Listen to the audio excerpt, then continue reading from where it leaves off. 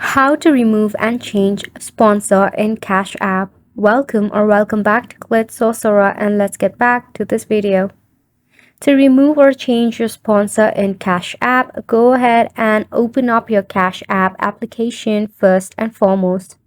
Make sure that you are logged in into your account. Now to change or remove any sponsor from your Cash App account, you need to tap on the profile icon and head on the support option. When you tap on support, it will display list of options. Select something else from the option for the support agent.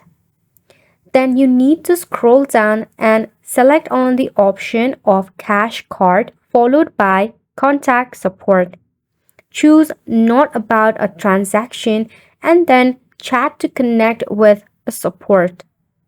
Explain your situation clearly, mentioning you want to remove sponsorship or require assistance regarding a sponsored account. This is because Cash App does not offer an in-app solution for sponsor removal. However, you can check it out for more information on the Cash App website.